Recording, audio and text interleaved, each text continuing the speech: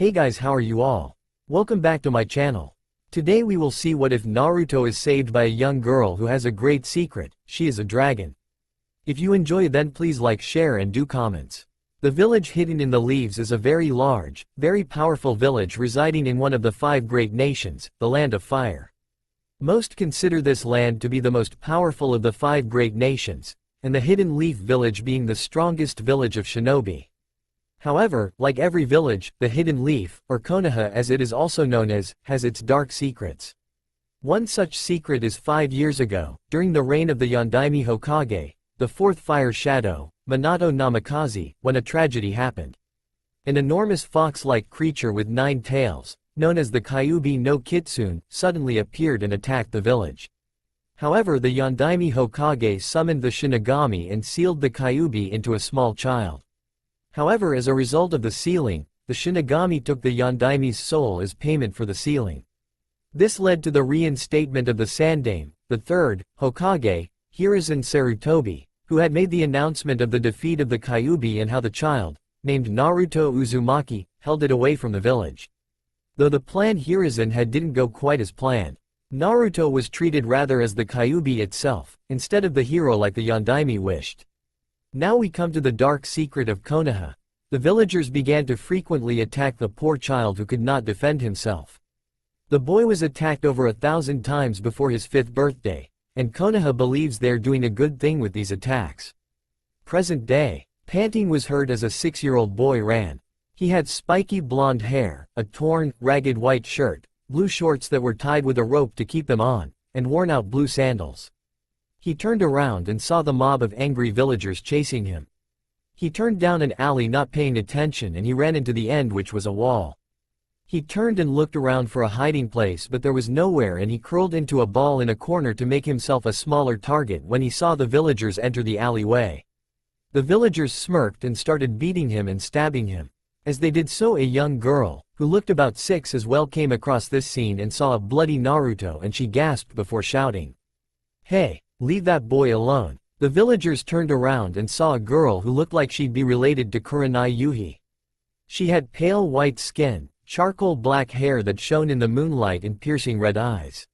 She was wearing a white dress with a belt at the waist and a leather bag hanging on the back of the belt. She was glaring at them in a similar way to Kurenai, only her glare was the opposite of hers. Instead of ice cold, it was as hot as fire. One villager stepped forward and shouted at her, "Boy? Ha, this is no boy. This is a demon in human flesh. We're gonna cleanse our village of this abomination, in the name of our fallen Yondaime." The girl grew angry and she began to breathe deeply like she was going to scream in anger. Instead, something happened that surprised the villagers. Foos! The villagers were all thrown back a little ways and the girl ran forward, grabbed Naruto and picked him up, shocked by how light he was. She then ran off and got away from the villagers. After running for a good 5 minutes, the girl set down Naruto and pulled out bandages from a leather bag hanging around her waist and some ointment before trying her best to heal him. She then noticed some of his smaller injuries already healing at a high pace and her eyes widened at that, but she kept tending to him. When she was done, she put his head in her lap and waited for him to wake up. She soon fell asleep with Naruto's head in her lap, which she had been holding gently. She felt a shift on her lap and woke up and saw Naruto looking up at her, slightly scared. She blushed a bit at how beautiful his ocean blue eyes were. She then smiled gently since Naruto looked scared. "It's okay, I won't hurt you. I saved you from those awful villagers. It's terrible that they hurt you so much. Do you know why they do it?" Naruto had a sad look in his eyes and he shook his head, tears forming slowly. He didn't know what came over him, but he felt this girl was someone he could trust. Someone he could open up to more than even his Oji-san, Hiruzen. He then started crying as the girl hugged him.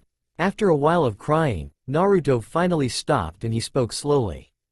Who are you?" The girl giggled a bit and smiled, making Naruto smile involuntarily, and the girl spoke. "I'm Aldora. It's nice to meet you." Naruto smiled a foxy smile, making Aldora blush again, and he said, "Naruto Uzumaki, the next Hokage." Aldora giggled as she could tell he truly wanted his dream to come true. "Well, Mr. Future Hokage, I'll help you accomplish those goals. Is that okay with you?" Naruto looked surprised before smiling and hugging Aldora, who blushed for the third time, and saying, "Thank you, with your help I'm sure I'll be Hokage in no time." Aldora nodded and smiled brightly before they walked to Naruto's house. While Aldora walked, Naruto was half carried. 6 years later, Naruto and Aldora were walking to the Shinobi Academy. It was the last day and the graduation exams were taking place. Naruto was nervous as he couldn't do a simple clone jutsu, all the while Aldora was comforting him saying to just give it his best shot. Aldora had joined with Naruto soon after when he was 6 and was quickly popular because of her beauty and talent. However, the other students wondered why she chose to hang out with the dead last and loser of the class. She simply told them that Naruto was nicer than the last Uchiha and she liked him for that. This made the other boys jealous of Naruto, particularly Kiba, who believed that he can have any girl he wanted. They arrived at the school and walked in and Naruto waved at his favorite sensei, the only one who treated him like he was an actual student who needed help. Iruka waved back and waved to Aldora as well, not surprised at seeing the two together since they were practically attached to the hip. Mizuki was glaring at Naruto and Aldora as well because she hung out with the demon. Aldora noticed the glare and sent one back and mouthed a few words to him which made his spine chill. A few weeks after Aldora joined the class, mysterious things began to happen. Certain teachers would be found injured and unconscious. The instructors only had one thing in common that Iruka and a few others didn't know about: they all hated Naruto. When Mizuki read Aldora's lips, he froze and realized it was her who was injuring the instructors that hated Naruto. What she told him was, "Don't look at Naruto-kun that way, or you can join the others." Iruka didn't notice the exchange between Mizuki and Aldora since he was writing on the blackboard behind Mizuki. A few minutes passed and Naruto snuck out of the classroom to go pull the biggest prank of his pranking career, painting the Hokage monument. Naruto then began clanging the paint cans together, getting everyone's attention, and they were all shocked at the vandalized faces on the monument, and several Jonin and an Anbu or two began chasing the orange-clad boy around for 2 hours, before Naruto gave them the slip. Aldora was watching, and laughing, from the roof of the academy with several other students and Iruka who had a tick mark on his head, and he went off to collect Naruto. A few minutes later they returned and Iruka announced they were taking the graduation exam. They had 4 tests, a written test, a shuriken and kunai accuracy test, a taijutsu test, and finally the ninjutsu test. The written test was tough, especially because of the genjutsu Mizuki placed on Naruto's test. Once that test was completed, the class went outside and they did the shuriken and kunai accuracy test. Sasuke and Kiba got first and second, while Naruto was somewhere in the middle due to practicing with Aldora whenever he can, and Aldora was third because she simply wanted to be. The class then moved on to taijutsu, and when Mizuki faced Aldora, he was shocked at how skilled she was at the academy taijutsu style. But she constantly claimed to have a style suited for her already, but she'd use the academy style since it was needed. Naruto fought Mizuki, who went rougher on him than the other students, and then the taijutsu exams were finished when Ino Yamanaka, a blonde from the Mind Walker clan, was done with the fight. They moved indoors for the ninjutsu portion, and Iruka looked at his clipboard and spoke out. "Okay, for this test, you will all need to show the use of the substitution jutsu, the transformation jutsu, and the clone jutsu. When I call your name, come into the back room and preform the 3 jutsu in front of us." Everyone nodded, and soon Aldora was called back. She came out a few minutes later with a headband and told Naruto she'd wait for him at Ichiraku's. Naruto smiled and nodded and waited for his name to be called. When it was, he went back and stood in front of Iruka and Mizuki. Iruka looked at Naruto and smiled a bit. "Alright Naruto, now give us the substitution jutsu." Naruto nodded and substituted himself with a log, which confused the two as they wondered where the hell the log came from. Then the log disappeared in a puff of smoke and was replaced with Naruto, who smirked. Iruka just shook his head. "Alright, now use the transformation jutsu Naruto." Naruto nodded and began channeling chakra before a smirk came to his face and a cloud of smoke appeared, and from within came a young girl with DD breasts which were covered in smoke, along with the area between her legs covered in smoke as well. She had perky pink lips and flawless skin. Her hair was blonde and tied up into twin ponytails, and she had whisker marks along her cheeks like Naruto and had ocean blue eyes. She winked and cooed Iruka's name, making Iruka and Mizuki fly back with a nosebleed, and the girl transformed back into Naruto, who was laughing and rolling on the floor. Iruka hit Naruto on the head and berated him for using that jutsu, which Naruto called the jutsu. Naruto chuckled and transformed again, turning into a rough version of Hiruzen and changed back. Iruka sighed and looked at Naruto and grimaced, since this was Naruto's worst jutsu. He just hoped the boy had managed to master it. Okay Naruto, now for the clone jutsu. Naruto nodded, slightly nervous, and channeled chakra. Clone jutsu. There was a poof of smoke and a dead-looking clone appeared, making Naruto frown along with Iruka, who sighed sadly. I'm sorry Naruto, but I'm afraid I can't pass you. Mizuki chose this moment to speak up. Now Iruka, why not give the kid a break? After all, you saw how hard he tried. Naruto looked up in hope, only to have that hope shot down when Iruka spoke. I'm sorry Mizuki, but I can't pass him. Naruto could only make one, and look at it, it's pitiful. I'm sorry Naruto, but I cannot pass you. Naruto looked sad and walked out of the room. He walked outside and sat on the swing, and he had a sad gaze as he watched the others celebrate passing. He heard two women muttering as they glared at him. He couldn't hear what they were saying as he sat there, forgetting that Aldora was waiting for him at Ichiraku's. Naruto then heard a voice behind him. Hey Naruto. It was Mizuki. Naruto looked at him. Hey Mizuki-sensei. Mizuki had a look of sadness on his face. Look Naruto, don't take what Iruka said so seriously. He didn't mean to be harsh, he just wants you to be prepared for the life as a shinobi.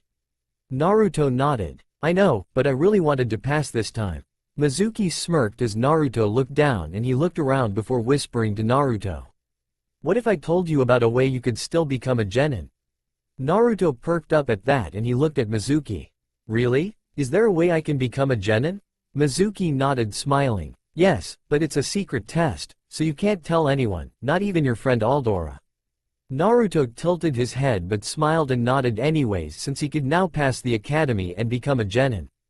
Mizuki smirked and told him what he had to do. A few hours later, Naruto jumped through the forest towards the shack Mizuki told him about with the forbidden scroll of sealing on his back. He made it to the shack quickly and sat down to wait for Mizuki. He looked at the scroll and smiled. Well, I'm sure Mizuki won't mind if I took a quick peek. I was supposed to learn one technique from the scroll anyways. Naruto opened the scroll and read the first section. Let's see, the shadow clone jutsu? Aw man, that's my worst jutsu. Oh well, I guess it can't hurt to give it a try. It seems like it is different from the clone jutsu. An hour passed and Iruka appeared before Naruto in anger. Naruto, what on earth do you think you're doing? Naruto looked sheepish and rubbed the back of his head. Hee, looks like you found me, Iruka-sensei. I only had time to master one of the jutsu in the scroll. This made Iruka look closely at Naruto and saw that he had indeed been training, and pretty hard at that. So does this mean that I passed the secret test, Iruka-sensei? Naruto asked with a bright smile, though Iruka was now confused. What are you talking about? What secret test? Naruto tilted his head and looked confused. The secret test, I was supposed to sneak into the Hokage's office, take the forbidden scroll and learn one jutsu from it. Iruka was now confused and a bit shocked. Naruto, there is no secret exam. Who told you that there was a? Iruka heard the sound of shuriken and pushed Naruto out of the way, but he got hit by a few. He looked up into a tree and saw Mizuki with a vicious snarl on his face. Oh, looks like Iruka found you first. Naruto, give me the scroll. I've got your headband for you in my pouch for passing. Mizuki, what are you doing? Why did you tell Naruto to steal the forbidden scroll? Naruto looked confused. What's going on? Why did Mizuki-sensei attack Iruka-sensei? And what did Iruka mean by there was no secret exam? Did Mizuki lie to me? Naruto, take the scroll and run. Mizuki was just tricking you so he could get the scroll for himself. Mizuki laughed and looked between Iruka and Naruto. Oh please Iruka, I hate this little demon and I know you do too. Tell me Naruto, would you like to know why you're hated so much? Naruto was in shock as he looked up at Mizuki and Iruka realized Mizuki's intentions. No Mizuki, it's forbidden. Mizuki smirked as Naruto spoke softly. Why am I hated? Please tell me. Mizuki had an evil smirk on his face. You know of the Kyuubi no Kitsune, I presume. Well, there was a law that hides the truth from you. The Yondaime did beat the Kyuubi, but he couldn't kill it. Instead he sealed it into a baby. The Kyuubi then took over that child and began playing the innocent fool for the last 12 years. That boy was you. You're the Kyuubi no Kitsune. Mizuki threw one of the giant shuriken on his back at Naruto, and time seemed to slow down for Naruto. It all made sense to him now, the glares and the beatings, but something happened that surprised him. First, Iruka shouted how he wasn't the Kyuubi and was about to move to save Naruto, and second, a very familiar voice was heard, shouting Mizuki's name, only it was different, louder and more powerful. And finally, Naruto stretched out his hands on instinct and bright orange lightning shot out and disintegrated the shuriken. Everyone looked between the two, Aldora, who was in the trees, and Naruto, who was looking at his hands in amazement, when Aldora took a deep breath and shouted, "Foos!" Suddenly a powerful blast came across the clearing and hit Mizuki, was blown away into a tree. Aldora jumped down from the tree and she growled a deep, inhuman growl. Mizuki looked shocked at the power exhibited by the girl as she stomped forward, her eyes shifting from red to a pale yellow with a slit pupil. Mizuki pulled out a beaker with a glowing purple liquid inside and drank it before marks like tiger stripes appeared on his body. "So you're a demon too? Well, I'll do this village a favor and take you both out and be praised as a hero before going to join Lord Orochimaru." Mizuki then transformed even more, tiger-like fur growing on his skin and his muscles bulking up to a massive size. Aldora smirked and her body glowed before she suddenly was covered in smoke and a black ancient-looking dragon was seen in her place.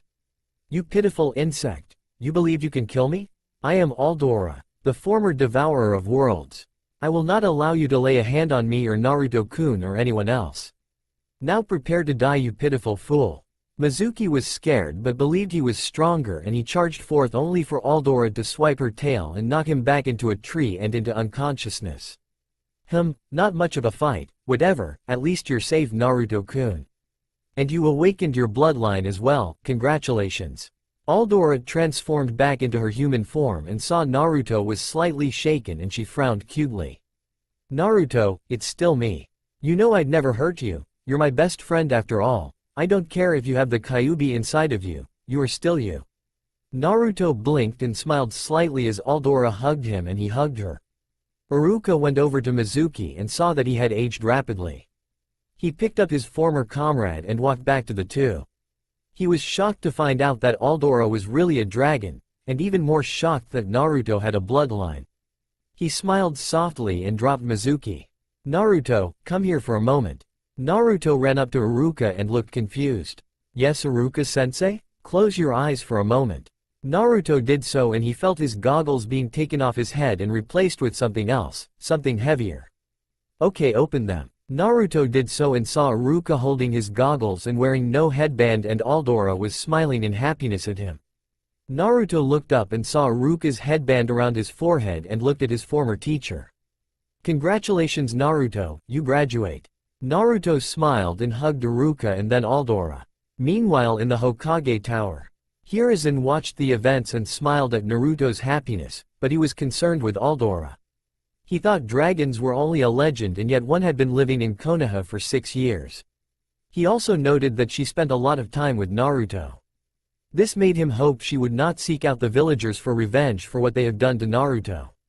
Speaking of the blonde, Hiruzen was very surprised at the bloodline Naruto exhibited. It seemed like lightning but enhanced with some unknown power that turned it orange, and as far as he knew, neither of the child's parents had a bloodline. He also noted that when the attack was released he felt 3 chakra elements rather than just 2. His eyes widened as a possibility and a possible explanation arrived in his mind. Could Naruto-kun have a Kekkei-tuta? Naruto, Iruka, and Aldora, who was dragging an unconscious Mizuki by his leg, had re-entered Konoha, and Iruka was telling Naruto that he believed Naruto could achieve his dream, but was also curious about his strange jutsu. Naruto and Aldora were likewise confused, but they shrugged and went back the previous conversation when 3 Anbu suddenly appeared around them. Their masks were that of a cat, a bear, and a tiger. Cat suddenly stepped forward. "Naruto, Uzumaki, and Aldora, you're both wanted in the Hokage Tower. Bear, take Amino to the hospital to check out those cuts. Tiger, you take Mizuki to Ibiki. I'll take these 2 to Lord Hokage." The two Anbu nodded and Bear grabbed Aruka's shoulder and they vanished in a puff of smoke while Tiger did the same for Mizuki. Then Kat looked at them with her mask and grabbed Naruto and Aldora's shoulders before they too vanished in a puff of smoke. Hokage Tower. Hiruzen was glaring at the evil that was paperwork on his desk as he signed dozens of copies. However, for some reason every time he took his eyes off of the dreaded pile, even for a second, it grew bigger. His daily glaring was interrupted by a knock on the door and he composed himself in an instant. Enter. The door opened and the three elders Danzo, Kaharu, and Homura walked into the room and Danzo spoke up first.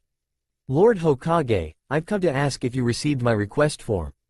Hiruzen raised an eyebrow and shook his head no before he looked at the pile of paperwork. Everyone else's eyes drifted to it as they suddenly swore it growled and chuckled at them before growing slightly larger. Danzo shivered inwardly. By Kami, when I'm Hokage, I'm going to destroy that evil monstrosity. Danzo shook his head internally before looking at Hiruzen again. Anyways, back to the matter at hand. I had requested that I train the Kyuubi Jinchuriki and turn him into Konoha's own personal weapon against the other villages. Hiruzen shook his head as Danzo continued talking about the same thing as always. Practically world domination by force when diplomacy and peace treaties would be a better solution. Soon another voice was heard, and it was sickly sweet that it made even Danzo shiver. Train Naruto-kun to be a mindless weapon? Over my dead body, you old warhawk. They all turned their attention and saw Kat, whose expression was unreadable due to her mask, Naruto, who looked confused at Danzo's words, and Aldora, who had a sickly sweet smile that made her look deadly yet innocent at the same time, standing there, and Hiruzen smiled. Ah, Naruto, it's good to see you and you as well, Aldora, but you should explain what happened before with the Mizuki incident. Aldora had a sheepish expression and she rubbed her hands together nervously as Danzo, Homura, and Kaharu looked confused by Hiruzen's words and Kaharu spoke out what all three were thinking. What do you mean, Hiruzen? Hiruzen looked at the three elders and back at Naruto, Aldora, and Kat. Well, quite a few things happened. For one, Naruto discovered a traitor within Konoha, a Chunin-ranked academy instructor by the name of Mizuki, along with him gaining a unique ability so rare that only 2 other shinobi in the entire elemental nations have been recorded having something similar to it, a Keke Tuta, and young Miss Aldora here also has a very unique imagination if her transformation jutsu was anything to go by, turning into a giant dragon to scare the traitor who attempted to steal the forbidden scroll of sealing using Naruto-kun here as a scapegoat. The elders were shocked. The Kyuubi brat has a Keke Tuta, was the collective thought amongst the elders. They stared at Naruto in shock and he looked at them, a bit of unknown emotions flickering behind his eyes that went unnoticed by all except Aldora, who chose to ignore it. Hiruzen cleared his throat and looked at the elders. Anyways, Danzo, it is as Aldora here said, you may not train Naruto, now leave, I do have a meeting with these two. The elders' eyes narrowed but they nodded and left. When they did, Hiruzen gained a serious look and turned his gaze towards Naruto and Aldora. So tell me, Aldora, what are you exactly? Aldora sighed, closing her eyes as she did so and rubbed the back of her head before she looked up and her eyes were now yellow with slit pupils. Well, human, I am Aldora, but it is pronounced Al-Du-Ra, not as you would see it spelled in your tongue. As for what I am as Naruto heard, I was the devourer of worlds and souls in my realm and I was a great black dragon, the first ever born several millennia ago. However, since my last defeat, my destiny has been erased so I am free to choose it now. Naruto looked surprised along with Hiruzen as Aldora's and her eyes shifted back to red with ordinary pupils. Hiruzen nodded at the explanation and looked at Naruto who seemed a bit startled at his friend's explanation but also confused about something else, and he looked at the old Hokage and asked, Hey Gigi, what is a Keke Tuta? I heard you mention that to those old people. Aldora giggled a bit at that, so what is it? Hiruzen sighed and opened a drawer in his desk before searching through it for a moment, and he pulled out a sheet of paper and held it out to Naruto. Before I explain, I want you to channel chakra into this. This is called chakra paper. All shinobi have an element they can master: fire, water, earth, lightning, and wind. This paper shows you what element you have because it is made from a tree that feeds off of chakra. If the paper catches fire, you have fire chakra; if it gets wet, water; if it turns to dust, earth; if it crinkles up, lightning, and if it gets cut, it is wind. Naruto nodded and took the paper before channeling chakra into it, and what happened surprised him. The paper crinkled and looked like lightning along the paper. Then were the crinkles where it split up to Naruto's fingers. Then the separated piece caught fire. But what really surprised Naruto was the orange sparks jumping from each burning piece until the chakra paper was turned into ashes. Hiruzen nodded and looked at Naruto. It seems you have lightning, wind, and fire elements. Now to explain what a Kekkei Tuta is. A Kekkei Tuta is an extremely rare bloodline that very few have. It is superior to Kekkei Genkei because it is more powerful and cannot be copied in any shape or form. A Kekkei Tuta is a fusion of 3 elements, in your case, lightning, wind, and fire, while Kekkei Genkei are a fusion of 2 elements or are a physical enhancement like the Sharingan or the Byakugan. Naruto went wide-eyed and smiled brightly. Cool, I guess that means I'll be taking that hat from you pretty soon, right Gigi? The old Hokage chuckled and Aldora giggled and she walked up and wrapped her arms around Naruto's right arm. And I'll be your right hand Anbu Naruto-kun. Naruto nodded and they left to go home after Hiruzen told them to report for team assignments tomorrow, and he began to plan what to do with Aldora and Naruto, since a while back Aldora said she will only work with Naruto, and one particular Jonin had asked for Naruto to be put on his team along with 2 others. He thought about it and then decided to put her on Naruto's team anyways and wrote that down as a side note before forming the teams and going home.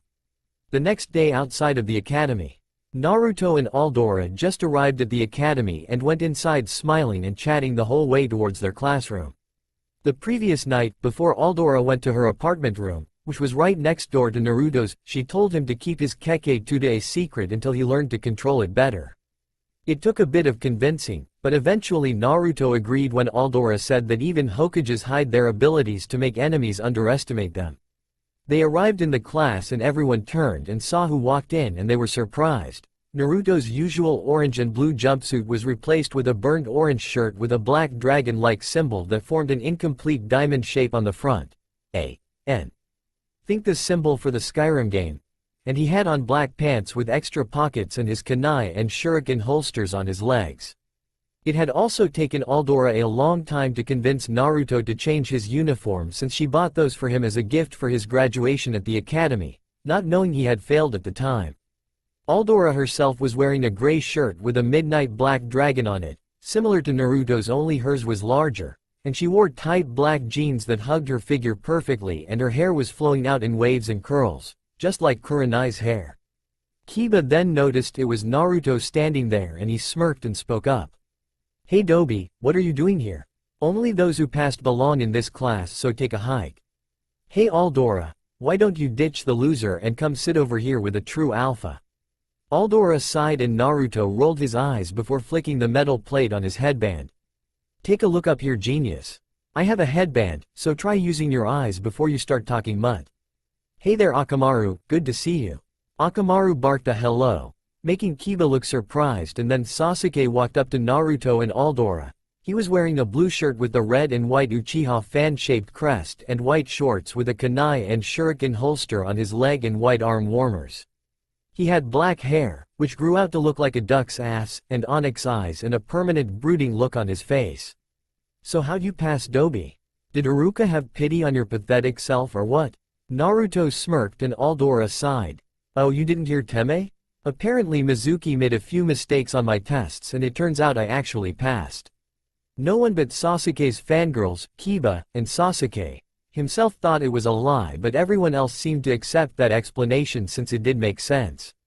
It was then that the door behind Naruto and Aldora was thrown open and 2 individuals tried getting through at the same time. A blonde in a purple short skirt and shorts with bandages on her legs, a small purple top, blue sandals, and long blonde hair that reached her waist in a ponytail and had a bit of hair styled to angle out and cover one of her eyes partially. This was Ino Yamanaka. The other girl had bubble-gum pink hair which was grown down to mid-back. She had on a red dress with open sides around the legs and up to her thighs for mobility, with a pink circle on the chest area of the dress, and she wore tight black shorts under the dress which also acted like a shirt as well, and like Ino she wore blue sandals. This was Sakura Haruno, Naruto's former crush, whom he had played with for a week before the academy started. He had liked her a bit, but when Naruto saw Sakura's mother, Izako Haruno, with her short blonde hair that covered one of her brilliant green eyes. He ran away and waited for her to leave while Izako told Sakura Naruto was a monster and evil and to berate him for every little thing. However, that crush faded once he met her again and she started hitting him for no reason at all. Aldora then managed to convince Naruto to give up on her since Sakura was convinced by her mother that Naruto was evil. Naruto reluctantly agreed and his crush on Sakura fell, but they did agree to pretend that he still liked her. As the two girls tried getting in at the same time, Naruto and everyone else was holding their ears as Sakura screeched out loud, nearly breaking all of the windows while Ino simply shouted, "Get out of the way, Ino pig, I was here first." "No way in hell, forehead, were you here before me?" "I was here first." Naruto and Aldora went and sat down and the two girls fell into the classroom and stood up at the same time. First. They looked at each other before they noticed Sasuke sitting next to Naruto and Aldora, simply sitting there to get away from the two fangirls, and he also wanted to see Naruto get hit by his crush. Sakura stormed up and growled out, "Naruto baka, get out of my seat." Sakura raised her fist to hit his head when Aldora grabbed her hand and pulled Sakura to her and glared at her before she spoke in a dark tone. "Touch Naruto-kun again and I'll rip you apart." Sakura glared back and went to punch her only for Naruto to catch her other hand. "Sakura, if you hit Aldora, she will kill you. However, that will only happen after I'm done breaking every bone in your arms and legs." This got everyone to shut up and stare at the blonde, even Sasuke. The blonde-haired dead last had threatened Sakura. That was unseen and totally unpredictable, befitting Naruto's title as the most unpredictable person in Konoha. Sakura looked shocked at Naruto's sudden emotionless glance and his eyes narrowed and she looked shocked, and that expression grew when Naruto tightened his grip on her arm. "And don't think I like you, I never did." "Well, that isn't entirely true, but during our time in the academy I never did like you." Aldora and Naruto let go of Sakura with a push into her fists and she fell backwards and landed on the floor.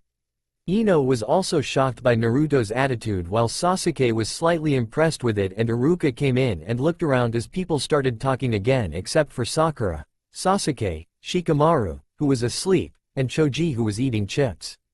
Since no one else was important, Iruka went through the hand signs of his scariest jutsu, which Aldora, Sasuke, Naruto, and Choji noticed and went a bit pale as Iruka finished the hand signs. "Okay, this will shut them up. Angry Giant Head Jutsu. A.N. I do not own the name for this jutsu. Everyone sit down and shut up." The jutsu made his angry expression enlarge along with the rest of his head and magnified his voice so that even Shikamaru jerked awake and nearly fell out of his seat. The jutsu faded and everyone was silent and alert, even Shikamaru, who was glad that his mother never learned that jutsu and hoped she never would learn it. Iruka then picked up a clipboard and looked at the list before giving his end-of-the-year speech, which only Sakura listened to. Once that was done, he then held the clipboard up a bit more so he could read it. "Alright, I'm going to be reading off the team lists along with said teams: John and Sensei, Team 1 Amy, Ray, and Sarah. Your sensei will be Hayate Gecko." Naruto and Aldora tuned out Iruka until he got to their name and they started whispering to each other when they heard Iruka speak up again. Team 7 will consist of Naruto Uzumaki, Sakura Haruno, Sasuke Uchiha, and Aldora. Your sensei will be Kakashi Hatake. Team 8 will consist of Hinata Hyuga, Shino Aburame, and Kiba Inuzuka. Your sensei will be Kurenai Yuhi. Since Team 9 is still active, we'll skip that and go straight to Team 10, Ino Yamanaka, Shikamaru Nara, and Choji Akamichi. Naruto and Aldora smirked and high-fived each other while Sakura yelled at Ino about being on Sasuke's team and Ino complained about being on Choji and Shikamaru's team and not being on Sasuke's team. Iruka used the Angry Giant Head Jutsu and everyone went silent and he sighed. "Okay, everyone, break for lunch and come back in an hour to meet your Jonin sensei." Everyone got up and left and Naruto and Aldora went to Ichiraku's to get some ramen when they were stopped by a certain duck-ass head and his loyal Banshee. "Listen, Dobi, don't get in my way. I don't need a team since it'll slow me down, so don't bother me." "Yay, you'll never be a shinobi like Sasuke-kun. You should just give up being a shinobi along with your little whore of a girlfriend." Aldora then growled as her eyes shifted to yellow, making Sakura and Sasuke's eyes go wide. Care to repeat that, you weak little bubblegum banshee? Aldora released a ton of ki on Sasuke and Sakura, making them go pale, and Sasuke turned and walked away with a grunt and pretending he wasn't scared, while Sakura just passed out and Aldora's eyes went back to being red and they went to Ichiraku's. 1 hour later, everyone met up back in the academy classroom after the 1-hour lunch break. Everyone was talking, trying to figure out what their team was going to be like, what their sensei would be like, and what type of missions they would take. They quieted down when the door to the class slid open and Iruka walked in. Alright everyone, I just wanted to say a few last things. First, remember that from you are all on teams, so teamwork is the most important thing for you all to learn. Next, be respectful of your squad leaders, since they have the right to discipline you however they choose. And finally, make our village proud and show our strength to the other villages, but don't become arrogant, because that is when you become weak. Of course only Naruto, Aldora, and a girl named Hinata paid attention. Everyone else was too eager to meet their sensei, or in the two fangirls' case, too busy staring at a certain person who ignored everyone around him, to pay attention, and Iruka left the room. An hour later the door opened again and a woman with long black hair, pale white skin, and crimson red eyes with blue eyeliner walked in wearing a short red kimono, with only the right sleeve and white bandages wrapped around it. She looked around before closing her eyes and speaking out so she could be heard. Alright, Team 8, with me. Of course as Team 8 stood up, everyone was looking between the woman and Aldora, and when the woman, Kurenai, opened her eyes she saw everyone was looking at her and someone else. When she looked she saw someone who looked almost exactly like her talking to a blonde-haired kid. She shrugged and motioned the three on Team 8 to follow her. Kiba, Hinata, and Shino stood up and walked down and towards the door. Though as Shino walked by Naruto and Aldora, Naruto whispered to him, "Keep an eye out for Hinata. I can tell she doesn't like Kiba, but knowing Kiba, he might try something against her will." Shino barely slowed down but nodded and then stood between Kiba and Hinata as they walked out of the room following their sensei. A few minutes later the other team's senseis came, leaving Team 10 and Team 7. A few minutes after the rest of the teams left, a man with black hair, a black beard and sideburns and a cigarette, wearing a Jonin flak jacket over a black long-sleeved shirt and black pants with blue sandals and a dirty cloth with the kanji for fire wrapped around his waist. He breathed in, taking a drag of the cigarette before breathing out and looking at the leftover teams. Team 10, I'm your sensei Asuma, follow me. Ino, Shikamaru, and Choji got up and followed him out the door, leaving a brooding Sasuke, Sakura staring at the mentioned brooding boy, Naruto, and Aldora, who were chatting, completely ignoring the other two as they waited for their sensei to arrive. 3 hours later, Team 7 were all getting frustrated as they had been waiting for their sensei for 3 hours. Naruto was planning a prank as payback, Aldora was bouncing ideas with him, Sasuke was brooding, and Sakura was still staring at the brooding boy. Naruto stood up and set up his prank quickly and stealthily, and even Sasuke was raising an eyebrow when he saw Naruto pull a rubber chicken and tie it to one part of his trap, and he went back to his seat next to Aldora, snickering the whole time. Suddenly the door opened and a man wearing a mask and his headband, so about 75% of his face was covered, leaving his right eye visible. He had gravity-defying silver hair. He wore a black long-sleeve shirt and gray pants and held an orange book in his face. As he stepped into the room his foot tugged at tripwire and flung a kunai at Kakashi, making his eyes widen as he ducked down, but the kunai hit another wire and cut it, which launched a group of blunt shuriken with a special explosive in the center, which exploded into a cloud of paint and covered the masked Jonin, and then the shuriken cut yet another wire which released a tensed wire, and it slung the rubber chicken, which smacked the Jonin across his face and made him trip on yet another wire, which dropped a large rubber cube, which made Sasuke and Sakura wonder where the hell the rubber cube came from. And it landed on the Jonin as he was painted a rainbow of colors from the paint explosives in the blunt shuriken, and he looked up and saw Naruto, Aldora laughing. Sasuke actually smirked in amusement, and Sakura was giggling while trying not to be caught giggling. Kakashi glared at Naruto and walked out, growling out something about the roof, so Team 7 shrugs and walks up to the roof. On the roof 12 minutes later, Kakashi was wiping off the last of the paint and he growled, "How dare that Kyuubi brat mock him? He should kill the demon just for killing his sensei, Minato, but now it would suffer for mocking him." He looked up and saw Sasuke, Sakura, Aldora, and Naruto walk out of the roof doorway and onto the roof, and he schooled his face to one of indifference, but he had a slight glare in his eyes which Aldora noticed, and because Aldora noticed, Naruto noticed as well when Aldora growled near silently. Kakashi waited for everyone to sit down and he spoke then. Alright then, let's get the introductions. Tell us your likes, dislikes, hobbies, and dreams for the future. Sakura raised her hand and said, Kakashi-sensei, why don't you go first and show us how it is done? Everyone face-palmed and a single thought went throughout the squad. Did she really just say that? Kakashi sighed and looked at his students. Oh alright. My name is Kakashi Hitaki, I have likes and dislikes. As for hobbies, I have lots of them. Dreams for the future, I never really thought about it. You next, Pinky. Everyone's sweat dropped as they had only learned his name, but Sakura spoke up anyways. I'm Sakura Haruno and I like. She looks at Sasuke and blushes. My hobby is. She looks at Sasuke again and blushes even more. Dream for the future. She suddenly let out a squeal that shattered all the windows and glass in the academy as she then blushed crimson red. Kakashi sighed but inwardly was thinking, this is good. Supposedly the Kyuubi brat has a crush on her and will do whatever she wants him to, while she'll support Sasuke and make him stronger. What about dislike Sakura? Sakura glared at Naruto and Aldora who ignored her. I dislike Naruto baka, Aldora baka, and Ino pig. Kakashi nodded and turned towards Sasuke. You're next, Uchiha-sama. Sasuke merely grunted before sighing, and Naruto and Aldora rolled their eyes since they just found out their sensei was apparently an Uchiha fanboy. I'm Sasuke Uchiha. I don't really like anything, and I dislike a lot of things. As for my dream, it isn't a dream because it will become a reality. I will restore my clan and kill a certain someone. Sakura had hearts in her eyes. Kakashi looked proud, and Naruto and Aldora ignored him, and Kakashi turned towards Aldora. Alright, you in the dress, you go next. Aldora nodded and sighed. I am Aldora, I like.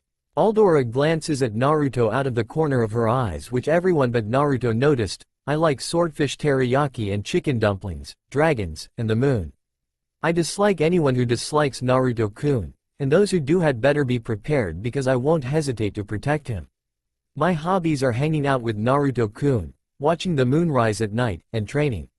My goal for the future is my business alone. Kakashi narrowed his eyes slightly. So she's a demon worshipper, huh? Well, I'll have to take care of that eventually. Alright then, Blondie, you're next.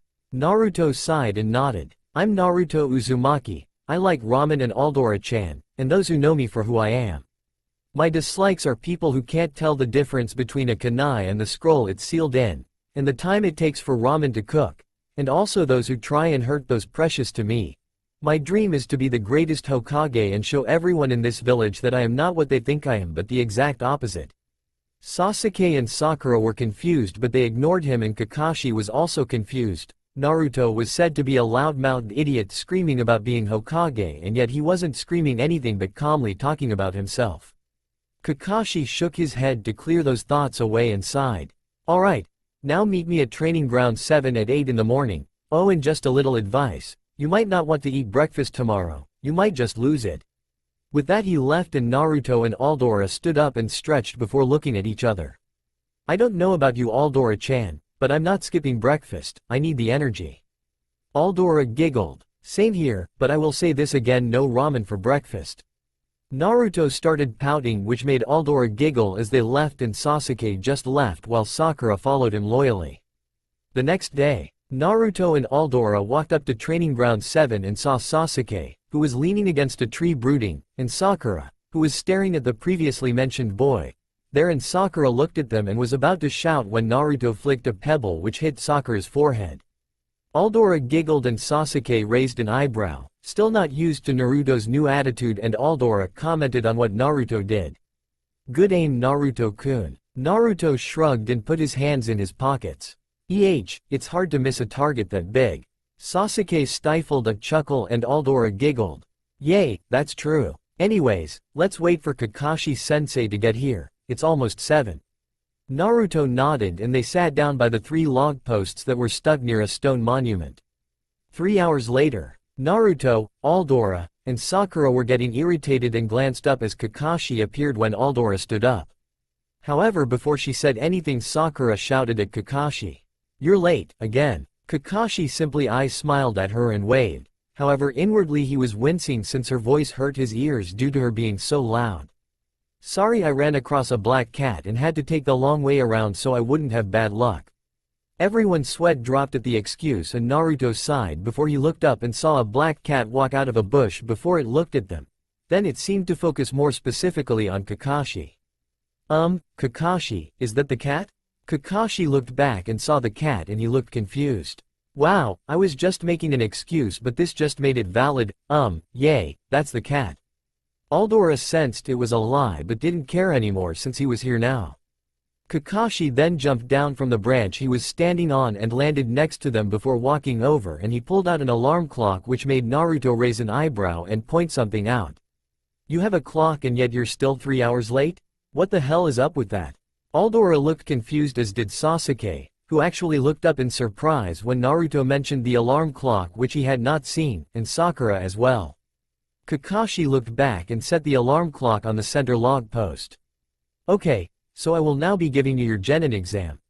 Everyone looked confused except for Naruto, who was annoyed that his question was ignored. "But sensei, we already took our Genin exams." Kakashi chuckled and shook his head. "That was a test to pick out the best candidates to be Genin. The real test has a 66% chance of failure, so out of all those who passed the academy test, only 9 will pass the true test." Everyone was no paying attention and Kakashi pulled out 3 bells and gave them a shake, making them ring. "Your test will be to get these bells from me. Whoever does not get a bell will fail automatically and be sent back to the academy." Sakura raised her hand. "But sensei, there are only 3 bells." "Exactly, which means that no matter what, one of you will fail. So if you want to pass, you must come at me with the intent to kill." Sakura gasped. "With the intent to kill, but what if we really hurt you?" Everyone's sweat dropped and Naruto and Aldora had the same thought running through their heads. "He's a Jonin and we're soon to be Genin. We couldn't hurt him fatally even if we got lucky." Kakashi just shrugged and reached for the alarm. "You all have until noon to get a bell. Whoever does not get a bell will be tied to this log post and watch as the rest of us eat lunch in front of him." Sasuke's and Sakura's stomachs grumbled while Naruto's and Aldora's did not, which made Kakashi narrow his eyes slightly at how the Kyuubi brat and his little follower did eat breakfast. Everyone now figured out why he said not to eat breakfast. It was a motivation to get the bells. Kakashi looked at the clock and when the second hand reached 12 he hit it and looked at his team. "And begin." Everyone blurred out of sight and vanished into the surrounding forest. Kakashi looked around and saw a patch of pink poorly hidden in the bushes. Other than Sakura, everyone else was hidden pretty well. Naruto was to be expected since he had heard the rumors of him outrunning and hiding from Anbu after his pranks. Sasuke was fairly average, though he would pretend he didn't see him, and Aldora was also hidden as well as Naruto, and was most likely near Naruto. A little ways away, Naruto and Aldora were planning. "He has something up his sleeve. This test is not what it seems." Naruto nodded in agreement. "I'm gonna send out some clones to test him and see how strong he really is." Aldora nodded and made she decided to help and also made a shadow clone, and Naruto and her both sent out one, and Kakashi looked at them. "You know, you can't be shinobi if you don't use stealth. But this is you were talking about, Naruto." "Very well, we'll start with lesson 1, Taijutsu." Kakashi reached into his shuriken pouch, making the Naruto and Aldora clones get ready, as the Naruto clone was thinking to himself. Taijutsu is hand-to-hand combat, so why is he reaching for a weapon? Naruto and Aldora face planted when Kakashi pulled out a small orange book in Naruto's side and looked at Aldora, who was glaring flaming daggers at the book, making him very confused. "What's wrong, Aldora-chan? It's that damn book again. Ever since I came here I've seen that book everywhere. Once I snuck a peek out of interest and now I hate that sorry excuse of a book." Kakashi tilted his head as he looked up from reading to see Naruto, looking confused, and Aldora, glaring at him, or more specifically, the book in his hands, and Aldora growled and charged forward and began fighting Kakashi on almost equal grounds, using a style he had never seen before in his life, and Naruto shook his head and joined in, using yet another style, taught to him by Aldora, that Kakashi had never seen. In a nearby tree, Sasuke was glaring, thinking the Dobi was weak when he suddenly started showing all this strength. Sakura was glaring, thinking Sasuke was better than anyone, and Naruto and Aldora pulled back, and Aldora breathed in deeply, and Naruto was curious before remembering the night with Mizuki, and he covered his ears, making the other three wonder what Aldora was doing until they heard it, of course. Fus ro da. Everyone was shocked when a shockwave erupted from Aldora's mouth and knocked Kakashi away several feet. However, he disappeared in a puff of smoke and revealed a battered log in his place. He was in a nearby tree in shock at what just happened. What the hell was that? What in Kami's name is that girl? Is that a Kekkei Genkai? Nearby Sasuke was gaping at the power Aldora had shown, and he ground his teeth before smirking. That power should be mine, so I'll just make her my wife and force her to give me that power. After all, I'm an Uchiha, so I deserve it, so I can kill him. Aldora stood up straight and narrowed her eyes narrowed as she looked at the log, and she dispersed, revealing herself to be a shadow clone. Naruto did the same as well, and Kakashi went wide-eyed. They were only using half of their strength, possibly less, since he felt they were holding back. Meanwhile, back with the real Naruto and Aldora. They were discussing what they thought was going on when the clones dispelled and Aldora growled at the memories received. Naruto thought for a moment when he snapped his fingers. I got it. I think I know the true purpose of the test. Aldora looked intrigued. Oh really? Mind sharing with my Naruto-kun? Aldora asked while pouting cutely, making Naruto blush a bit, and he nodded. The test is about teamwork. Aldora slapped her forehead. Seriously? He expects teamwork from this team? Sakura hates us, and Sasuke thinks he is a god and therefore doesn't need a team. Yay, but knowing the wise and all-knowing council, he will be forced to pass us. Well, not forced, since he wants to lick the last loyal Uchiha's feet like the dog he is. Aldora nodded in agreement, and they jumped out of the tree and a little ways away from Kakashi, who walked out of the forest just moments ago, reading that book of his. He looked over at them wondering what they were doing and decided to voice his curiosity. What are you two doing?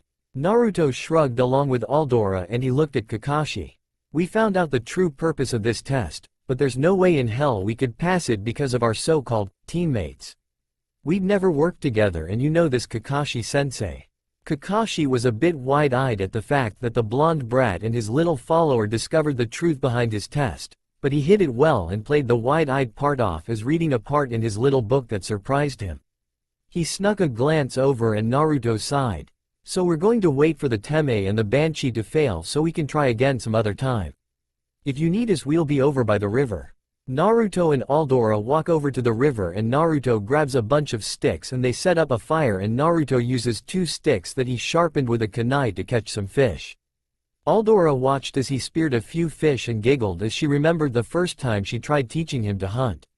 The kid refused to hurt any animal, which made her curious as to why they thought he was a demon. Now he was an expert at hunting, spearfishing, regular fishing, and also skinning the hides off of many animals such as deer, wolves, and bears. The boy would not harm a fox though, no matter what, as he had always found them very cute. The two heard a screeching scream, A.N. Gesu cheeky smiley face XD, and shrugged before they heard some jutsu being unleashed nearby, and they turned and saw Sasuke's head on the ground, and Naruto walked over to it and smirked. Well Teme, I see you're getting ahead in this test. Aldora, who had followed, giggled, and Sasuke growled. Shut up Dobi. So Teme, want some help beating this guy? I mean, there's no way a lone genin can beat a guy like Kakashi on his own, especially just after graduating the academy. Sasuke smirked and laughed a bit. Please, it might be impossible for you, but for an Uchiha like me, it's a cakewalk. And yet here you are, buried up to your neck, unless that is part of your brilliant plan. Aldora giggled some more, and Sasuke grunted and turned away. Shut up Dobi. The two turned and left Sasuke in his predicament, and they started cooking the fish that Naruto caught, and soon were eating when they heard the alarm go off as Sakura screeched about Sasuke being buried as he tried digging his way out. Naruto sighed as he and Aldora looked at their unfinished fish, which was their early lunch, and they arrived, and Kakashi had tied Sakura up to one of the stumps and gave everyone else their meals and told them not to feed Sakura or else they would be automatically failed and they would try again once he returned in an hour. Naruto snorted since Kakashi did not see both Aldora and him eat some fish just moments before, and he tossed his meal towards Sakura, and Aldora did the same. We need to beat him, so you need to get your strength up. We just ate some fish a little while ago, so we're good. Suddenly the sky started darkening with clouds and Kakashi flew out of the bushes with an enraged look in his eyes. This made Naruto, Aldora, and Sasuke get into their individual fighting stances, though Sasuke and Kakashi were surprised when orange sparks started flickering between Naruto's fingers. Sakura couldn't see the sparks due to be tied up to the log post behind her 3 teammates. Kakashi was confused but decided to ignore it for now as he spoke. What did I tell you? No feeding Sakura. Now are you prepared for what comes next since you broke my rule? Naruto clenched and unclenched his hands, the sparks flying out a bit, making Sasuke step away in surprise but kept close in case Kakashi attacked. Suddenly Kakashi's eyes smiled and the clouds cleared, making Naruto think it was a genjutsu that Kakashi used to make the clouds gather and darken. You pass. Sasuke froze in surprise and Naruto chuckled before dispelling, revealing he was a shadow clone, and Aldora giggled as well and she walked over and laid back against a tree trunk and Naruto dropped down the tree and sat down beside Aldora. Kakashi shook his head thinking he imagined it and that Naruto was still in front of him, but he narrowed his eyes before he remembered the orange sparks flying out from Naruto's hands and he then walked over to Naruto. So Naruto, tell me, what were those orange sparks of electricity coming from your clone's hands? Naruto blinked before rubbing the back of his head sheepishly. Hee, yay, sorry, I don't have full control over that yet. Oji-san said it was something called a Kekkei Tuta. I've decided to call it the orange spark release. Kakashi's eyes, went wide in shock and he stepped back a single step. You have a Kekkei Tuta, a bloodline selection? How is that possible? Kekkei Tuta are the most powerful bloodline abilities ever. As far as I know, only the 2nd and 3rd Tsuchikage have a Kekkei Tuta. Naruto shrugged along with Aldora, but Naruto looked at Sasuke, who was looking at them curiously, and also a bit jealously at hearing how strong the Kekkei Tuta is. And Sakura, who was staring at Sasuke with hearts for eyes despite being tied up, and Naruto patted his stomach slightly. It might be because of that condition I never wanted to have. Aldora looked upset. Sakura and Sasuke, confused, and Kakashi narrowed his eyes and Aldora leaned against Naruto when he frowned. Hey, cheer up Naruto-kun, that condition is nothing important, just ignore it, or better yet, try to use it to your advantage, like a secret weapon like your rare bloodline. Naruto thought for a minute before smiling and nodding. Yay, that's a good point. Aldora smiled and then everyone looked up at Kakashi, who cleared his throat to get their attention. Well, now let's get Sakura untied and then we'll meet up here at 7, then go get our first mission. Everyone nodded and then left the training grounds. A shadow raced through a forest. Escape was the only thing on its mind, escape from its pursuers. The shadow stopped and looked around for a moment before a loud sound caught its attention and the sky above darkened. Suddenly the shadow felt a heavy weight as the shadowy figure above it let the sun shine on it, revealing a small brown cat with a pink bow on its ear underneath one Naruto Uzumaki. Naruto picked the cat up by the nape of its neck as it tried clawing at him. Naruto held his arm out to keep from getting scratched when Aldora walked up and took a deep breath. Suddenly a blue aura erupted from Aldora and enveloped the cat, which began glowing a soft blue with occasional particles floating off as it calmed down and even began purring in Naruto's arms. Kakashi, Sasuke, and Sakura came into the clearing. And Sakura looked mad. Naruto, how dare you try and show off to try and look better than Sasuke? Naruto rolled his eyes. I'm not trying to look better than him. I'm trying to get the mission done as quickly as possible. Kakashi looked at the cat, Tora, and then at Aldora. What was that shout you did, Aldora? Aldora simply shrugged. Kekkei Genkei, I guess. I've always been able to do it. I speak a word and my voice makes something happen. I don't really know how to explain it. Not to a human anyways. Kakashi nodded, as it made sense. Newly discovered Kekkei Genkei were a mystery to anyone, even the ones who have them, as they have nothing to reference to or train with. Sasuke simply eyed Aldora, evaluating her as a potential wife. Aldora noticed his stare and looked back, before Sasuke blinked in surprise.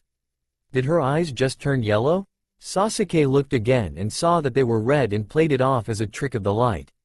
Meanwhile Kakashi glanced at Naruto and his mind began contradicting itself as he stared at the hated boy of Konoha. The boy was so much like Minato, both in looks and how he acted when he got serious or was away from Aldora. Yet, when he was with Aldora, he seemed like an innocent kid, if a bit like a certain other Uzumaki that Kakashi knew years ago. Was the Kyuubi mocking them? Or was it something else? Kakashi mentally shook his head as he confirmed that the cat they had caught was the one they needed, and they left to report back. Mission Request Room. Kakashi and Team 7 watched as Lady Shima, the wife to the daimyo, hugged her cat to near death. Kakashi turned towards the Hokage as he looked through a few missions. As he did so, Aldora walked up and spoke to Lady Shima, telling her to be careful with the cat. Why is it a problem how I treat my precious Tora? Aldora held her hands up. Nothing's wrong, but cats aren't like dogs, they prefer gentle affection, not to be smothered. Shima blinked and looked at the cat in her arms before she loosened her arms slightly. Suddenly the cat noticed, but it looked up at her in slight confusion before it started relaxing, now that it wasn't being crushed. Lady Shima seemed surprised but smiled and nodded to Aldora. Thank you, child, I never had a pet until Tora, so I gave him all the affection I could, but it seems I did go overboard. Thank you. Aldora smiled sweetly. You're welcome, Lady Shima. As the portly woman left, Aldora turned to hear Sakura shouting. No more of these stupid chores. Everyone blinked and stared at the pinkhead. Sasuke-kun needs a real mission to get stronger, so give him one. Iruka stood up as the Sandame took a puff from his pipe. Sakura, you are a kunoichi, so stop acting like a child. Sakura blinked and shrunk in on herself as bit at Iruka's scolding tone. You became Genin a month ago, you need to acquire a certain amount of D-ranked missions before you are capable of doing C-ranked ones. Naruto scoffed. Seriously, Iruka-sensei, why not let the academy take the D-ranks? Iruka and the Hokage froze and looked at Naruto, who had his hands behind his head. What? You have so many, I'm sure you can split them between the shinobi and the academy students. Let them earn a bit of pocket change to get shuriken and kunai to practice with. Maybe save up for storage scrolls or something. Iruka and Hiruzen looked at each other before Hiruzen chuckled. Of course Naruto would come up with such an unorthodox method such as this, so unusual that it is more than likely to work. Iruka, I want you to inform the headmaster of the academy that the upcoming year will be different. Students will be taken on simple D-ranked missions, with teams made up of random students to allow them to work together with anyone they may be teamed up with when they graduate. Iruka nodded and smiled at Naruto. Well done, Naruto. That was a brilliant idea. Naruto flushed a bit and chuckled slightly. Hiruzen pulled out a small scroll and unraveled it as Iruka looked surprised. Lord Hokage, what are you doing? That's a C-ranked mission. Kakashi's squad has already acquired the necessary number of D-ranked missions to allow them a chance at a C-ranked mission. You were unaware because you started working here this week. Iruka blinked and nodded. I see, but are you sure they're ready? Hiruzen nodded. Do not worry yourself, Iruka, this is a simple escort mission. Please send in Tazuna. A shinobi at the door nodded and left the room before Naruto and Aldora started talking. A few moments later, the door opened and an old man walked in. He wore a gray sleeveless shirt, blue pants and sandals. He had a small towel wrapped around his shoulders and a hat on his head. The man was at least somewhat drunk, as proven by the bottle of booze he had and the stench of booze on him. The man took a large gulp of the booze and looked at the shinobi in front of him.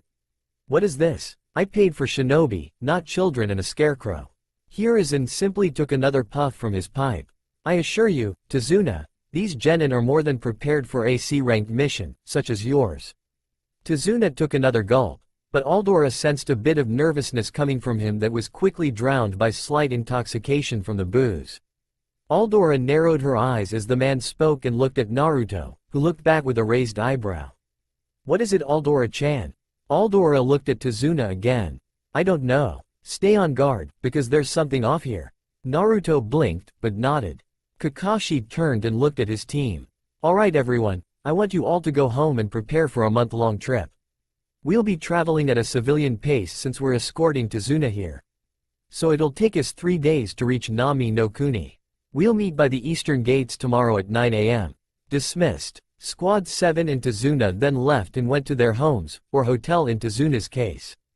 Aldora lived in an apartment just below Naruto's, so they walked home together.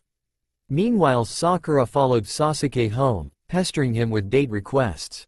On his way home, Kakashi was nose-deep in his USAL Orange book. However, despite appearing to be relaxed as he read, his mind was working to unravel the Kyuubi boy, as he was known around Konoha by the older generations. He assumed the Kyuubi would be an idiot, having been hampered by the teachers of the academy, minus Iruka Amino. Kakashi frowned as he thought about Naruto's personality. When dealing with himself and the rest of the squad, minus Aldora, he was serious and did not care about anything said against him. But with Aldora, the Ichiraku family, Iruka, and even the Sandame Hokage, his personality became much like that of Kushina Uzumaki, the girlfriend of his sensei, the one killed by the Kyuubi. It was only in the last week or so that he had begun to notice the similarities, but now he was wondering if he had simply ignored them until they were practically shoved into his face when Naruto had yelled at him for showing favoritism towards Sasuke. Kakashi thought for a moment. The boy looked like Minato, but when relaxed, acted like Kushina. Kakashi remembered a year or two before the Kyuubi attack, Minato and Kushina disappeared for a short period of time before reappearing, seeming to be much happier and closer than before. Kakashi, at the time, had simply thought they had finally done the deed. But if he guessed, possibly they had gotten married in private to prevent their enemies from finding out. It would make sense because they are two powerful shinobi and any child or children of theirs would be extraordinarily powerful. Kakashi stopped and looked up in hidden shock. Could the Kyuubi brat really be? No, it's impossible. Yet, Minato's sensei is too honorable. He always believed that you should not ask someone to do something that you would not do yourself. That means, and I. Kakashi looked at his book again, but the words held no meaning now as he was racked with the guilt over his realization. I treated sensei's son like garbage. Have I fallen so far? Rin, Obito. What should I do? Kakashi walked in silence as his head was filled with thoughts and imaginings of Obito scowling and Rin dismissing him, both out of disappointment, and he frowned as he imagined Minato frowning at him. That one was the worst, because he had failed his sensei, as well as his teammates. Kakashi stood straight and put his book away. I can't wallow in self-pity. I need to make amends, for sensei, Obito, Rin, and most importantly, for Naruto. Kakashi vanished in a shunshin. At Naruto's apartment complex, the roof. Aldora stood in front of Naruto, who was sitting on the roof of his apartment complex and had him close his eyes. Aldora began whispering to him as he began sweating and focusing. Come on Naruto-kun, you can do it.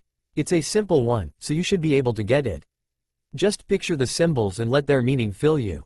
Feel the power and then, speak. Naruto grit his teeth. Foos. Again, you almost had it, but you let it go before it was ready. Hold the energy in longer before releasing it.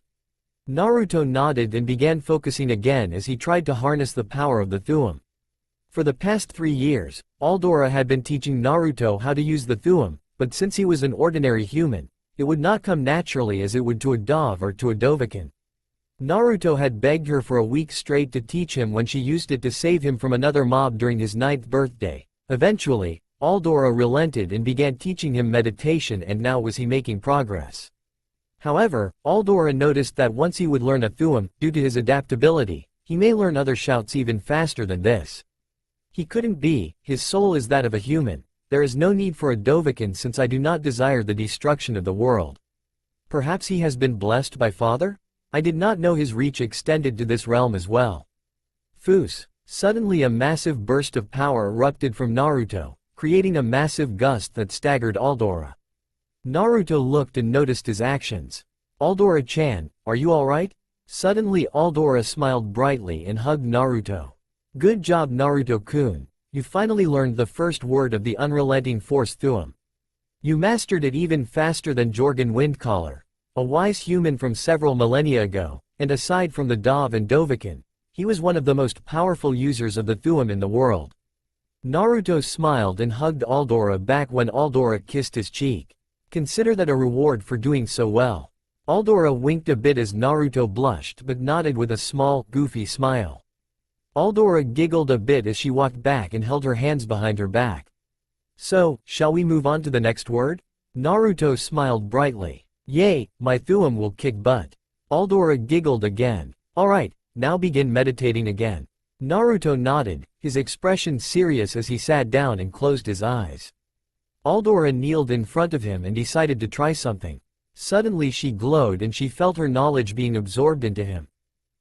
He may not be Dovahkiin, but he has indeed been blessed with the understanding of the dragon tongue as well as the ability to seamlessly absorb the knowledge of a dragon. That settles it, this is father's work. But why? Naruto, I want you to focus, I am going to teach you a defensive thuum now. The word is fium, meaning fade. With this, you will take on the aspect of a spirit. Immaterial, untouchable but also untouching. Allow the essence of the realm of spirits fill you as you focus on the word. Allow the meaning of the word to fill your very being, and let it take over and become you. Then speak the word and watch as it is unleashed. Naruto struggled but for some reason found it easier than learning force. Fame. Naruto became pale for a moment before returning to normal. Again, more concentration. Remember, do not let this power flow out. Let it become one with you, and watch as you take on the aspect of the soul, the immaterial state where you cannot be harmed. Now speak, and watch the power be unleashed. Naruto focused even harder as his body paled even more until fame. Suddenly Naruto became spectral, his body glowed blue-white and he was partially see-through. Naruto looked at his hands and smiled brightly.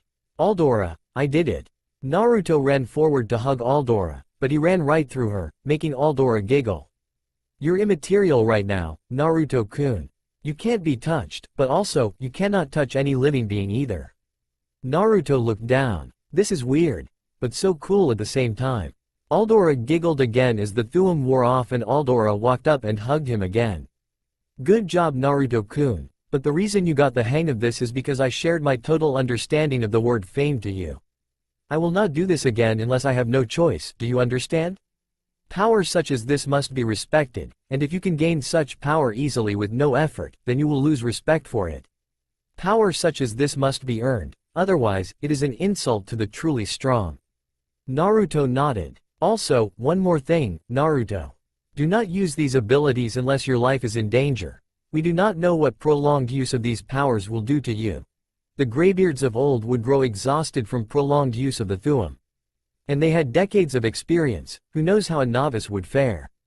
Naruto nodded, suddenly more than a little nervous of the thuum. Aldora nodded. Just remember, meditate on the words every day, and you will not lose control. Now let's go inside, we need to finish packing and get some rest. Naruto nodded as he and Aldora left the rooftop. Aldora glanced back for a moment then she left. As she left the roof, an Anbu with a blank mask appeared before he muttered quietly.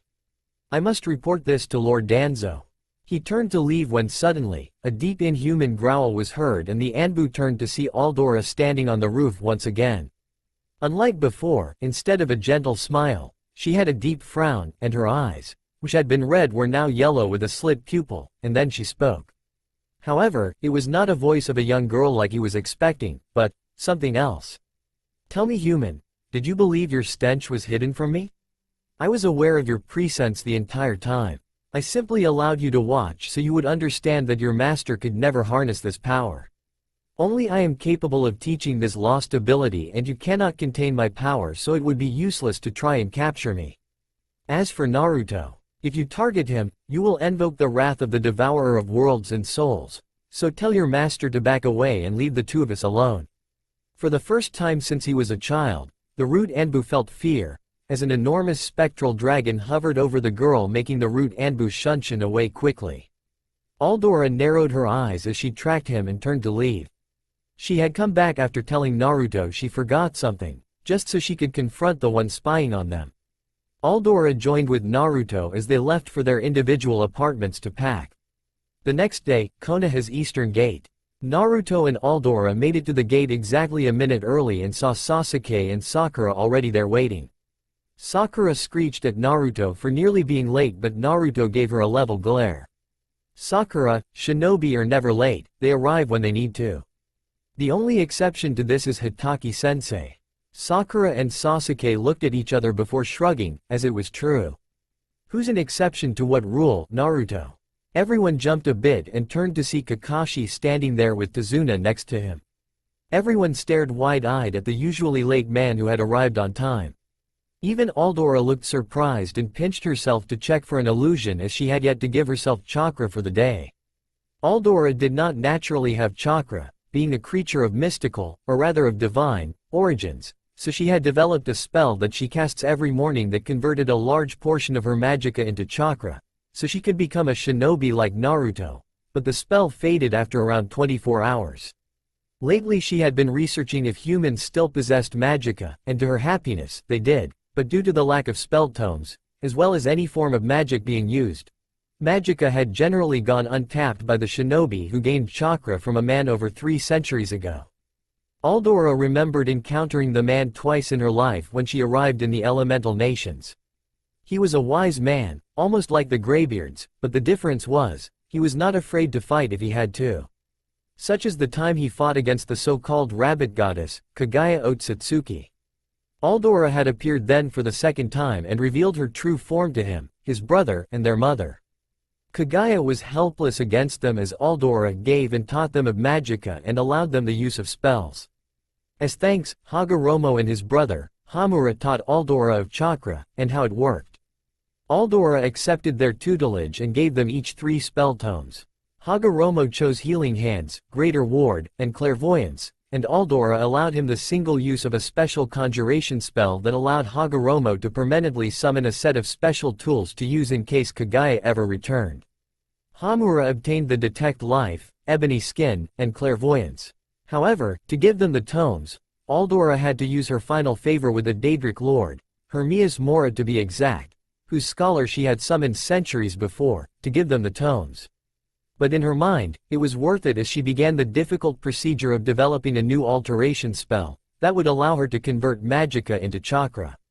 It was only when she arrived in Konoha that she had finally mastered the spell as much as even she possibly could. Kakashi had chuckled at the sight of his bewildered genin. "Alright you 4, enough gawking, we've got a mission to get underway." They nodded slowly as Kakashi and Tazuna walked ahead of them. Soon however, they got over their shock and began acting as they normally did. Aldora and Naruto chatted about what they may see outside of the village, or rather Naruto did as Aldora had wandered the elemental nations thrice over, but every time she noticed something changed each time she passed certain places while other places remained the same. She was eager to see what would change around here. Sasuke, as usual, was brooding, but he occasionally glanced at Aldora with a contemplative glance, much to her and Sakura's annoyance. Sakura was staring at Sasuke, as usual, glaring at Aldora and Naruto, again, as usual, and she then started asking questions to Tazuna about Nami no Kuni. This led to an expansion on the 5 great nations and the respective villages, as well as the minor countries and their shinobi villages as well. A few hours later, Team 7 made their way down a path and Naruto, Kakashi, and Aldora noticed a puddle of water. Naruto and Aldora narrowed their eyes while Kakashi simply seemed contemplative. "A puddle? It hasn't rained in a week. These guys think we're stupid? I'll show them dat bayo. HMPH, these humans are foolish, thinking a disguise like that would work." Aldora noticed Sasuke and Sakura didn't notice and mentally sighed. Meanwhile Kakashi narrowed his eyes. "Are they here for us, or for him? I'll have to see for myself." Kakashi prepared along with Aldora and Naruto as they made their way forward and past the puddle. Suddenly a long, serrated chain shot out of the water and wrapped around Kakashi as 2 men in cloaks, wearing gas masks and a large claw on one of their hands rose from the illusionary puddle. The 2 men tightened the chain around Kakashi. "One down," said the one with 2 spiked horns on his scratched Kiri headband, as the 2 pulled and shredded Kakashi in an instant. Then the one with just 1 horn spoke up. 4 to go. They suddenly charged forward, but Sasuke, Aldora, and Naruto charged forward and tried attacking, but Sasuke kept getting in their way and they kept getting in Sasuke's way as well, making it easy for the 2 men knock them back before Aldora growled and, after pushing Naruto and Sasuke back with ease, took a deep breath. Ias. A gust similar to that found in a blizzard was released from Aldora's mouth and grew until it was big enough to encompass the 2 men as they were hit by it and, to everyone's shock, frozen solid. Sasuke seethed at the power the girl before him held, and at how easily she knocked both him and Naruto away to use that shout of hers. Kakashi stepped out as Sakura cried out in relief at the sight of Kakashi unharmed, and Kakashi looked at the 2. Aldora, how long will this last? Aldora simply walked up and punched one of the two, causing the ice to shatter and the man to be sent flying back. There, the other will probably break free within a few minutes, but I'll just refreeze him if he does. Kakashi nodded. It seems that he'll need to keep an eye on this girl. She has an enormous amount of power. It was almost inhuman. Kakashi turned to face the man who was shivering slightly and walked over before dragging him into the forest along the side of the path to interrogate him. Kakashi came back a few minutes later to see the other man, Gozu's brother, Maizu, tied up. He explained the situation and Tazuna attempted to guilt them into helping when he explained the situation with Nami no Kuni and Gato of Gato Shipping holding the country hostage. This did not sit well with Naruto and Aldora, so they voted to go ahead to help the country. Sasuke simply wanted to fight more enemies to prove he was the best, and Sakura only wanted to go because she believed Sasuke would protect her. Kakashi sighed and nodded as the group began making their way towards Nami no Kuni, unaware of the trouble that will take place in the country. Naruto looked up in awe at the sight of the massive bridge. He couldn't see Kakashi's, Sakura's, nor Sasuke's reactions since they were behind him, but he could see Aldora's since she was next to him, and even she had to admit that this bridge would rival even the Dragon Bridge just southwest of Solitude, the capital of Skyrim, only in appearance. In size, however, it dwarfed Dragon Bridge. Though it was incomplete, perhaps only about 2/3 of Tazuna's bridge was completed, it was nearly twice the length of the bridge back in Skyrim. Aldora and Naruto winced as Sakura gasped loudly and everyone turned and shushed her, making her cover her mouth in surprise, and the boat drive spoke up in a whisper. "Damn it, be quiet girl, there's a reason I'm not using the motor, we can't afford to draw attention to ourselves otherwise the patrols will spot us." Sakura nodded, her hands over her mouth still. Naruto and Aldora rolled their eyes as they continued scanning the area when Aldora groaned in frustration. "This fog is so damn annoying. Laws." Aldora sighed in contentment as she could now sense that there was nothing nearby, making Naruto raise an eyebrow before speaking to Aldora in a soft voice so no one else could hear them. "Was that a Thuum?" Aldora nodded. "One of the few whispered Thuums, the Aura Whisper. It shows me the exact location of any life form, whether they are living or undead.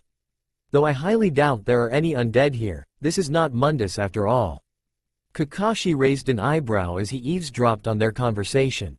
"Thuum? Is that the name of her Kekkei Genkai? Also, what is Mundus? Is it where Aldora is from? Perhaps a country to the west of the elemental nations, over the natural barriers that formed on the edges of Tsuchi no Kuni and Kei's no Kuni." Kakashi narrowed his eyes and looked down at his book, only to sigh quietly as the moisture in the air was affecting his precious book, so he reluctantly put it away. Kakashi looked up with his usual aloof expression. "Stupid fog, I can't enjoy a good book in this weather." Suddenly Kakashi was jerked from his thoughts at the sight of land and they all prepared to get out. When they got out, Tazuna thanked the boat driver, who nodded and wished the group luck before he left. Kakashi then faced the group and nodded. "Alright, let's go. Tazuna, how much farther to your village?" Tazuna looked around and nodded before pointing off in a certain direction. "A few hours in that direction. My house is at the edge of the village, near the construction site for the bridge." Kakashi nodded and motioned everyone to get into formation before they headed out. Kakashi looked around as they walked, encountering nothing so far. However, he knew, the next enemy they faced would not be Chunin. No, they would be Jonin at the very least. A few minutes outside of Tazuna's village, Kakashi's squad and Tazuna came across a clearing with a massive lake. Suddenly, Naruto threw a kunai into a bush, startling everyone. When Naruto went to check, he only found a petrified white rabbit, quivering in fear under Naruto's kunai, which had stuck itself in a tree just above the rabbit's flattened ears. Naruto frowned and pulled the kunai out of the tree before he picked the rabbit up and pet it softly to calm it down. Sakura started screeching at Naruto, but a pebble to her forehead shut her up, before Naruto looked at the rabbit, and he noticed something odd. It was a snow hare, a species of rabbit that only gained white fur during the winter season, or when raised indoor, a fact that Naruto pointed out. "That's strange. Why would a snow hare have white fur?" "Because it's a snow hare, you idiot." Naruto glanced up at Sakura with an annoyed expression. "Yes, they do. In the winter. It's summer, snow hares have brown fur during spring and summer, unless they are raised indoor." Meaning this one either was magically teleported here from Yuki no Kuni or Shimo no Kuni, or it was used for a Kawarimi. Kakashi blinked when he and Aldora looked over to their right and shouted. Get down! Get down! Everyone dropped as a massive Zanbato flew over their head, spinning horizontally before being embedded in a tree, showing its unique shape as well as the 2 holes cut into the blade, one full hole near the tip and a half circle cut out near the grip. Suddenly a figure wearing faded blue pants, no shirt, a strap along his torso, obviously meant to hold the massive Zanbato, green arm warmers, appeared on the long pole that was the hilt of the sword. He turned and they saw his lower face was covered by bandages and his headband was worn with the plate at the side of his head, showing a cut in the middle of the symbol of his village, Kirigakure. He smirked as he stared at the group. Well now, I can see why the Demon Brothers failed. Kakashi the copy ninja, said to have copied over 1,000 jutsu. And a bunch. Oh wait, that hair, those eyes, it can't be. Aldora, what the hell? Why are you with Konoha Nen, and more importantly, why do you look exactly the same as you did when we first met, 13 years ago? Aldora was wide-eyed at this and everyone looked at her in shock, making Aldora blink as she stared at Zabuza before speaking. What? Zabuza stared at Aldora as he kicked the handle of the blade, removing it from the trunk, and he grabbed the handle before landing in front of them and placing it on his back, securing it with the buckle on his right shoulder blade. Zabuza crossed his arms and narrowed his eyes as he stepped closer to Aldora, making Naruto jump in front of her, kunai raised in a defensive posture. If you want Aldora-chan, you'll have to get through me first. Zabuza blinked and scoffed. Kid, why the hell would I hurt the first person to show me I was human rather than a waste of space like everyone else thought I was? Naruto blinked and lowered the kunai as Aldora stepped forward and sighed. Hello Zabuza. I see you've changed since we last met. Zabuza huffed. Yay, I change. You? Not so much. Aldora looked down and away awkwardly. Why yay, it's part of my Kekkei Genkei. Zabuza raised a thin eyebrow. What is? Immortality? Aldora winced slightly. And not immortality per se. Naruto scowled. Hey, back off, you're making Aldora-chan uncomfortable. Zabuza looked at Naruto again and growled. Kid, back off, unless you want to be cut in half. Zabuza, please, leave Naruto-kun alone, please Otuto? Zabuza looked at Aldora in surprise and sighed. Fine, just because you asked, Aldora. And that confirmed my suspicion as well, it really is you. No one else called me by that after all. Zabuza smiled slightly before he waved behind him and a figure appeared, dressed as a Kiri Hunter Nen. Everyone raised an eyebrow before the Hunter Nen walked up and stood at Zabuza's side. Kakashi stepped forward, his one visible eye narrowed. What is the meaning of this Zabuza? Zabuza looked at Kakashi and chuckled. I can't bring myself to fight the only one aside from Haku here to see me as a regular human. Screw Gato and his plan, if Aldora is with you, then you can't be all bad. Naruto groaned a bit. Me, she likes. Them? Not so much. Zabuza raised an eyebrow at the group before focusing on Aldora again. What's wrong with them? Aside from the pink-haired one. She's obviously a fangirl, a kunoichi who needs her ass kicked to see the truth of the world. Sakura growled and started ranting. Hey, I got top marks in the academy. I was kunoichi of the year, so shut up. Zabuza chuckled and leveled a dark glare at her. Brat, that title means nothing outside of the academy, hell outside of Konoha. In Kiri, before I came along, the academy exam was to slaughter your fellow classmates until only the strongest remained. That changed when I graduated, because I slaughtered every one of the teachers and forced the students to stop fighting. I even ended a few careers before they started just to end those stupid exams. All of that, just so I could show them how stupid the exam was and how wasteful it was as well. Aldora blinked and nodded, her expression a bit distant, but she smiled and nodded at Zabuza. Kakashi was surprised. I thought the reports said you slaughtered the other students, not the teachers. Zabuza looked at him like he was crazy. Kakashi, where the hell did you get your information from? Kakashi blinked and pulled out a small black book, making Zabuza sigh and facepalm. Damn it, Kiri still didn't fix that damn mistake. Look, I didn't kill anyone else. Just the stupid teachers who wanted the exam to be around, so I got rid of them. And the supporters as well, and the very next year they were replaced by different teachers who turned the exam into what it is now, similar to Konoha's but suited for real shinobi and kunoichi, not the little pansies that Konoha has. Aldora nodded. Yay, the Konoha Academy is pretty pathetic. I mean, only learning the Bunshin no Jutsu, the Kawarimi no Jutsu, and the Henge no Jutsu and you pass, pretty pathetic right? I mean, Naruto here has enough chakra to make the entire academy look like candles next to a bonfire, so the Bunshin no Jutsu would be near impossible for him to use. Zabuza blinked. Bunshin, Henge, and Kawarimi? That's it? I can understand the second two, they are good for espionage and escaping danger, but the first is the most useless technique. Kiri only used it as a stepping stone for learning a more advanced Bunshin technique. Kakashi blinked. It never occurred to him that the standard Bunshin technique could be used to act as a stepping stone like that.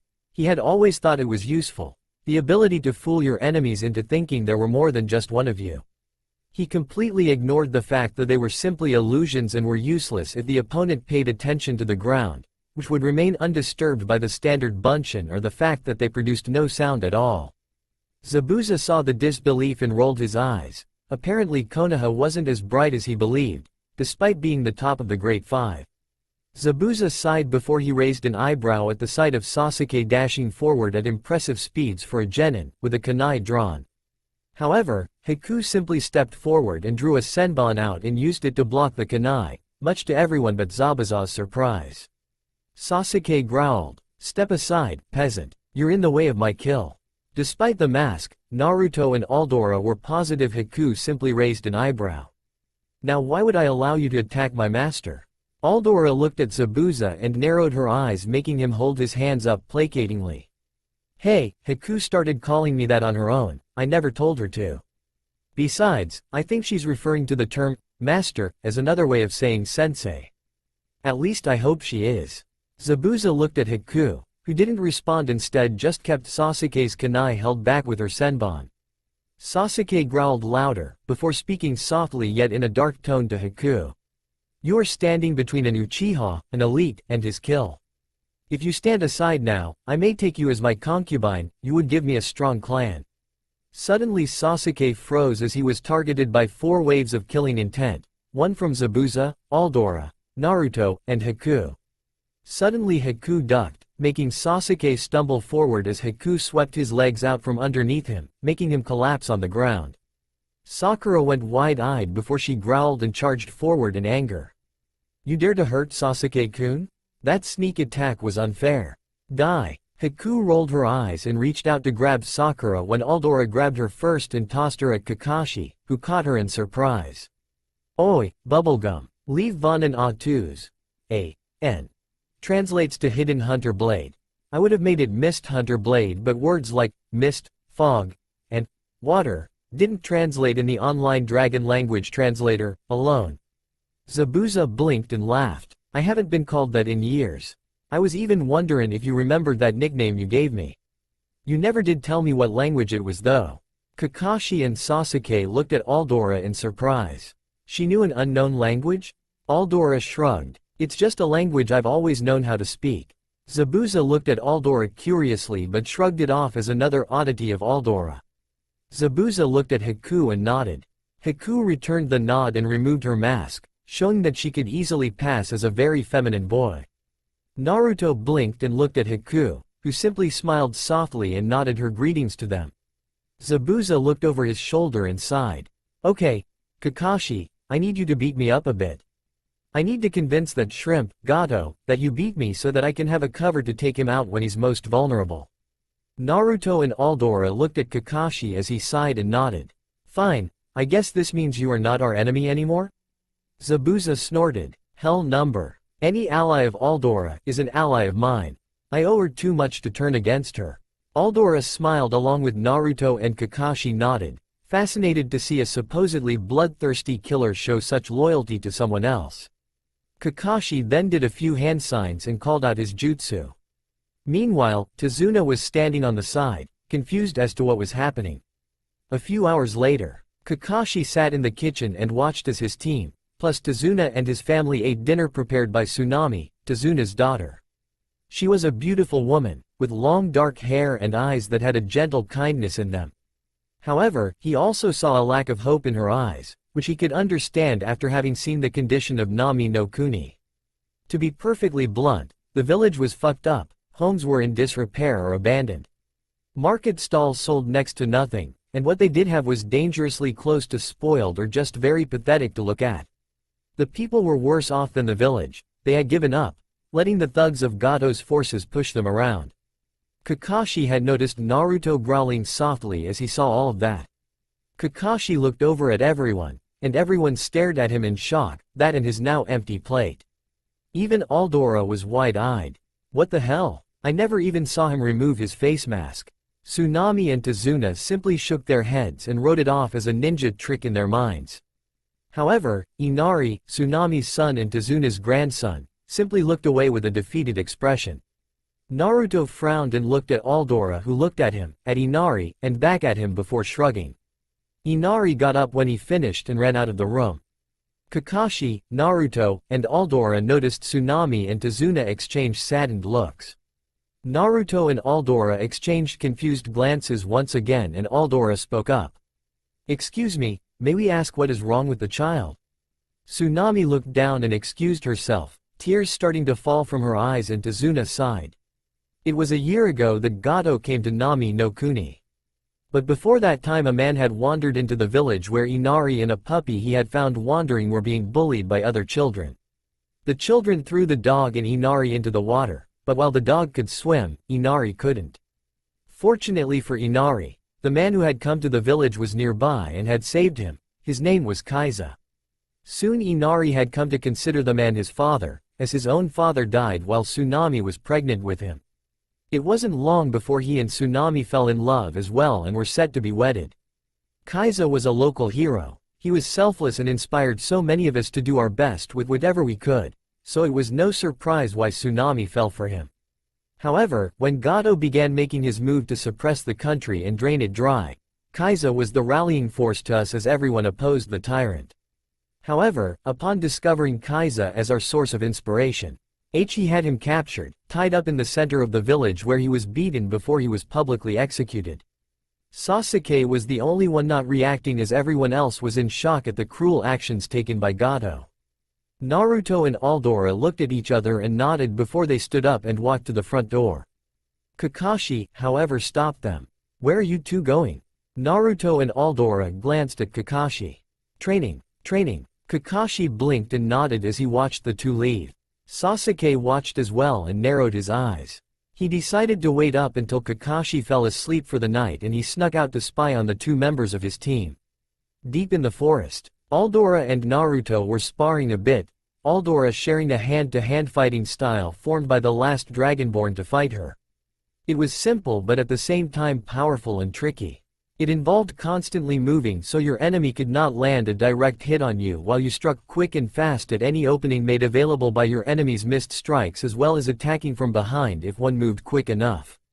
Sasuke sat in the trees as he watched, seething at the idea of the Dobi getting to learn such a unique style of taijutsu. He knew of Aldora's senses, so he kept himself just out of range yet still in view. To see and hear, he picked up a trick Kakashi told him about a week and a half before they accepted this mission. Channeling chakra to his eyes and ears, allowing him to increase the range of his sight and hearing. Sure, he couldn't activate the Sharingan, but this was a close second to that ability.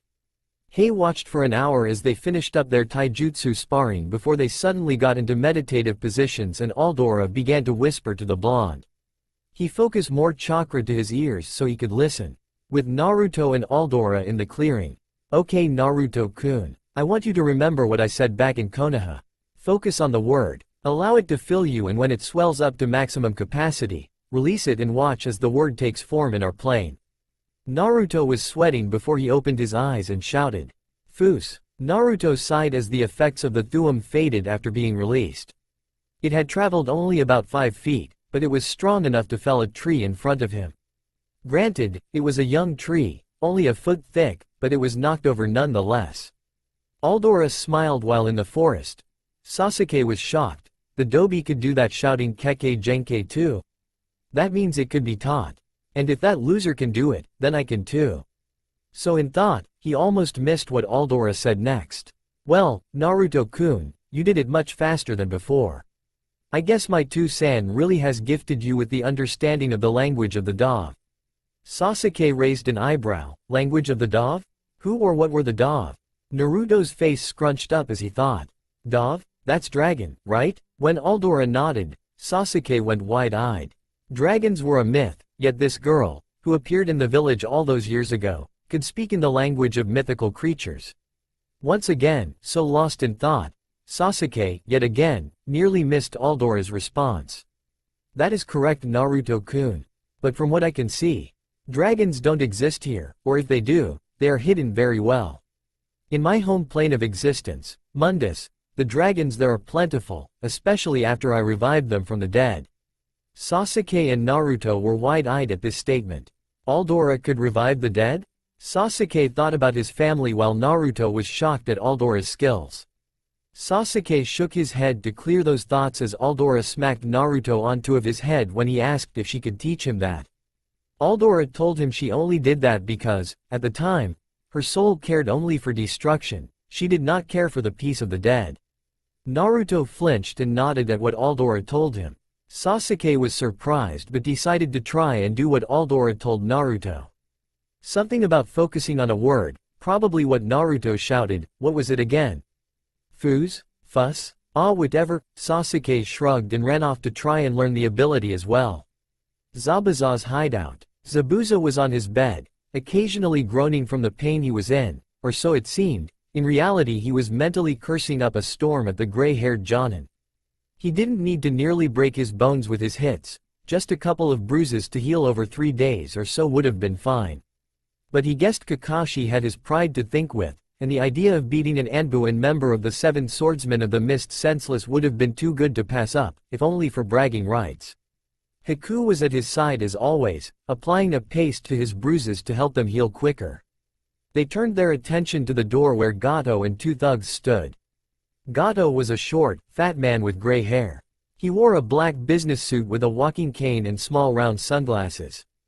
Gato stepped forward as his 2 guards stood by the door, acting as if they owned the place. So, the big bad demon of the Bloody Mist was beaten? I must say, I am sorely disappointed with you. How'd I know you're really worth the amount I paid for you to kill that old bridge builder? Zabuza growled. Just wait, once I am back in shape again, I'll take care of them personally. Gato turned and scowled. You had better. And just to make sure you do, I hired some backup for you. Zabuza raised an eyebrow as a third figure walked into view and he went wide-eyed. His pendant was shining in the low light as he smirked. So, this is the great Zabuza? Haha, at least you're not weak. Just don't get in my way or I'll make you one of my sacrifices as well. Zabuza just went pale at the thought of this man working with Gato and he knew he needed to warn the Konoha team.